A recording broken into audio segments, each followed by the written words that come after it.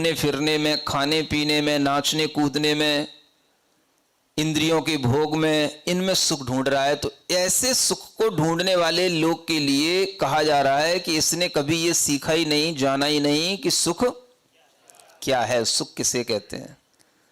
जिसने दुख को ही सुख मान रखा है तो अब उसे क्या समझाया जाए। क्या कहा? हाँ, अब जिसने दुख को ही सुख मान रखा है,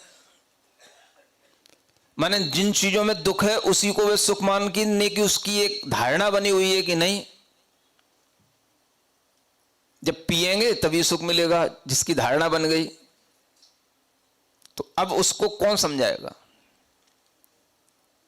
तो इस तरह के विपरीत बुद्धि के साथ चलने वाले लोगों के लिए ही यह विचार किया जाता है कि इसने अपने जीवन में इन्हीं दुखों को सुख मान करके पूरा जीवन निकाल दिया, लेकिन सुख का बीज नहीं बोया, सच्चे सुख का बीज ना बोए।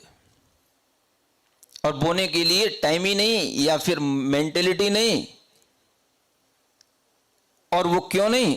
तो इसी कारण से नहीं। सुन रहे हो? हाँ, कितना शौक चढ़ पड़ा है एनिवर्सरी, मैरिज एनिवर्सरी मनाने का, हद होती है।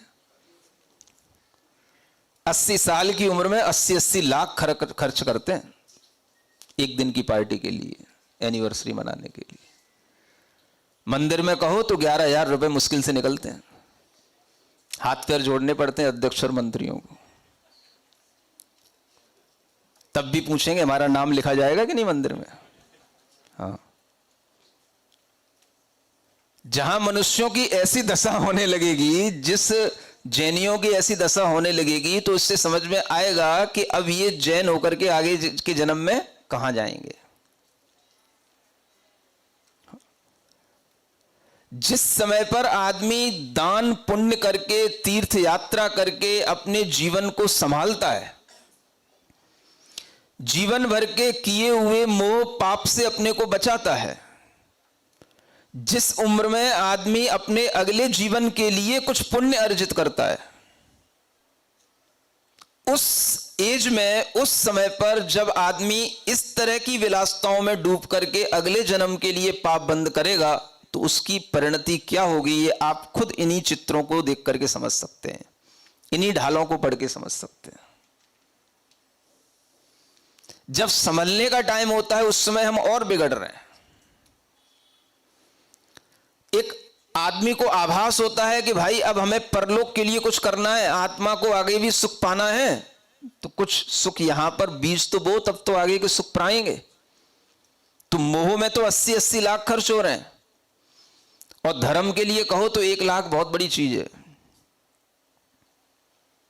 उसके लिए कई लोगों को मन बनवाना पड़ता है, हाथ पैर जुड़वाने पड़ते हैं, तब बड़ी मुश्किल से कहीं वो 1 लाख निकालेगा। ये जिनकी मानसिकताएं हैं वो समझें कि हम जिस उम्र में हमें अगले जीवन की तैयारी अच्छी से करनी चाहिए, हम अगले जीवन को और बिगाड़ने की तैयारियां कर रहे हैं। और ये जीवन कौन बिगाड़ेगा? तो तुम्हारे ही घर के बच्चे बिगाड़ेंगे, तुम्हारी खुद की अपनी मानसिकता बिगाड़ेगी। अगर तुम्हें ही अपने अंदर ये समझ होती तो इस तरह के कार्यों में न लग करके सोचा जाता कि इससे हमें कौन सा सुख मिल रहा है। 18 जो एनिवर्सरी मनाने जा रहे हैं, हमें इससे कौन सा सुख मिलने वाला है। 80 लाख एक पार्टी के लिए, एक दिन के लिए खर्च करना कौन सी अक्ल की बात है ये। महाराज हमारे पास पैसा है, आपको क्या दिक्कत है? कोई ये भी कह सकता है। हाँ, तो भाई दिक्कत कुछ नहीं है, दिक्कत कुछ भी नहीं है, क्योंकि हमें तुम्हारे ना पार्टी में आना है, ना हमें तुम्हारी इससे कोई प्रयोजन है। दिक्कत कुछ नहीं है। दिक्कत तो सिर्फ इतनी है कि जब हम जीव के हित के बारे में सोचते हैं तो हमें लगता है ये जीव अपना तो अहित कर ही रहा है, और अपने पास में ऐसे और सैकड़ों लोगों को बुला करके उनका भी मन ऐसा ही बना रहा है। तो वे जो उसके 200 लोग 500 लोग उसकी पार्टी में जब खड़े हो जाते हैं तो वे भी कहते हैं मेरा भी जब 80 में आएगा तो मैं भी ऐसे ही मनाऊंगा। तो मुझे लगता है कि ये समाज बिगड़ती चली जाएगी, सबका अहित होता चला जाएगा, तब बोलना पड़ जाता है। सुन रहे हो? दिक्कत कुछ नहीं है, ऐसा नहीं है कि हमें कोई चिढ़ा रही हो आपसे। दिक्कत सिर्फ इसी बात की है कि आप समाज की मानसिकता को बिगाड़ते चले जा रहे हैं। जिस उम्र में व्यक्ति धर्म करने की सोचता है उस उम्र में भोग विलासता में आनंद आना यह बताता है कि आपके लिए अभी इस मनुष्य पर्याय की दुर्लभता का कोई ज्ञान नहीं है, और आगे भविष्य में आपको ये पर्याय अब इतनी सुलभता से प्राप्त होने वाली नहीं है। इसलिए सारा एंजॉय इसी जन्म में कर लो, आगे तुम्हें फिर ये जन्म मिलने वाला नहीं है। यही तो सोचते हैं लोग, बस कर लो इसी जन्म में कर लो, आगे तो कुछ है ही नहीं है। तो अगर तुम्हें आगे कुछ नहीं दिख रहा है तो वास्तव में भी आगे कुछ नहीं है। सही बात है, आगे कुछ नहीं है। हाँ, जो लोग ये कहते हैं ना आगे कुछ नहीं है, जो कुछ है इसी जन्म में भोग लो, इसी जन्म में सब कर लो, जितना कर सको इसी जन्म में कर लो, वो वास्तव में उनके लिए यही जन्म है, फिर आगे और कोई दूसरा जन्म उन्हें मिलने वाला है ही नहीं। हाँ, क्योंकि 2 इंद्रियों में कोई भोग नहीं होते, 3 इंद्रियों में कोई भोग नहीं होते, आगे इन जन्मों में कोई जन्म में कोई भोग नहीं मिलने वाले इनको, इसलिए इन्हें भोग लेने दो। जैसी हमारी मानसिकता बन रही है वो हमारी आगे की परिणति को बता रही है। ये पहले भी कहा जाता था, जैसी अंत में मति होती है वैसी ही गति होती है। तो जैसी हमारी मति है वो हमें बता रही है कैसी गति होने वाली है हमारी। बुरा नहीं मानना आप लोग, सुन रहे हो? हाँ, नहीं तो मुझे मन ही मन में गाली दे रहे हो। मैं किसी को फोकस करके नहीं बोल रहा हूं, मुझे पता भी नहीं है किसकी मन गई है, किसको मनाने की तैयारी चल रही है। हाँ, नहीं तो लोग बड़े दुखी हो जाते हैं। किसी की प्लानिंग चल रही हो, मैंने आज बोल दिया तो महाराज आपने तो मेरा सारा प्लान फेल कर दिया।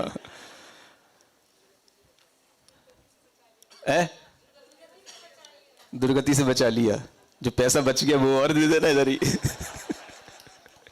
तो और ज्यादा दुर्गति से बच जाओगे।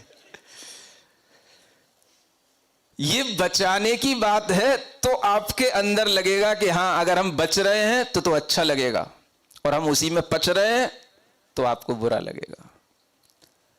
तो इसलिए हमें सोचना चाहिए कि ये जो समाज के लोग दूसरों को देख देख करके कौन सी ये कल्चर आ रही है बाहर से, जिसमें अब उम्र का कोई विभाजन नहीं, उम्र के अनुसार कोई चाल चलन नहीं, उम्र के अनुसार कोई भी धर्म कर्म की बात नहीं, उम्र के अनुसार कोई भी साज सज्जा की बात नहीं, उम्र की कोई दरकार ही नहीं, किसी भी उम्र में कुछ भी।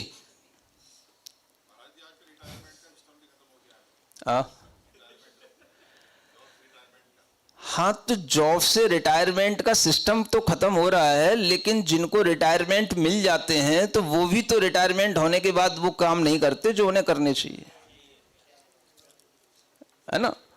हाँ, तो रिटायरमेंट के बाद भी तो आखिर यही होता है कि भाई आप बहुत टायर्ड हो गए हो, अब तो कुछ ऐसा करो है जिससे आपके लिए जीवन में जो नहीं मिला वो आपको अब मिले। तो वो चीज ही है, रोएगा मरेगा लेकिन सुख का बीज नहीं बोता। ये बड़े दुख की बात है, और ये बात अपने को समझ में कहीं ना कहीं किसी भी क्षण आनी चाहिए। इसी से ही हमारा आत्मा का अगला जन्म अच्छा होगा, नहीं तो हम जिस तरह का विचार कर रहे हैं वह हमारी अगली गति को बुरा दिखाने वाला विचार है, क्योंकि भोग विलासताएं तो तिर्यंच गति में भी बहुत होती हैं। सुन रहे हो?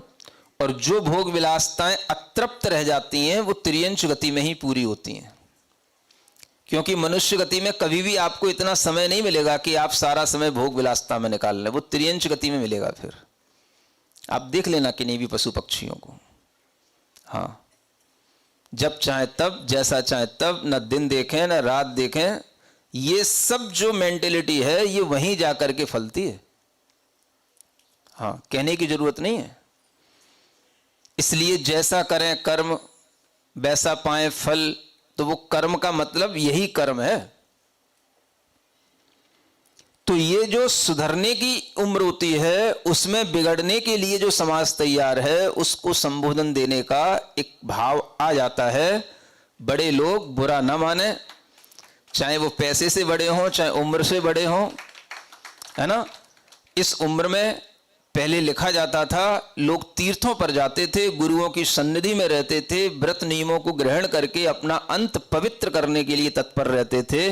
उस उम्र में हम अंत को बिगाड़ रहे हैं, है ना। मॉल में जा जा करके, डांस पार्टियों में जा जा करके, ओवरनाइट पार्टियों में झूम झूम करके, है ना, और तरह तरह के उल्टे सीधे लिबास पहन करके, श्रृंगार करके हम अपनी उम्र को धोखा दे रहे हैं कि अपने को धोखा दे रहे हैं। हाँ, दुनिया में सिखाया जा रहा है हमेशा यंग रहो। यंग रहोगे तो कैसे रहोगे? यंग रहने का मतलब सिर्फ इतना ही है कि जो हमने अपनी यंगनेस में काम किए थे वही काम अब हम अपनी इसी ओल्डनेस में करें। इसी का नाम यंग है क्या? ये विचार जब तक नहीं आएगा तब तक आप दुनिया के इस अंधकार में, इस संस्कृति में अपने आप को विकृत बनाते हुए अपना आगे का परलोक बिगाड़ेंगे। ये विचार जरूर करना चाहिए। इसलिए कभी ना कभी सोचना है कि मुझे अपने जीवन में सुख का बीज बोना है। ठीक है। ओम अरहम ओम अरहम।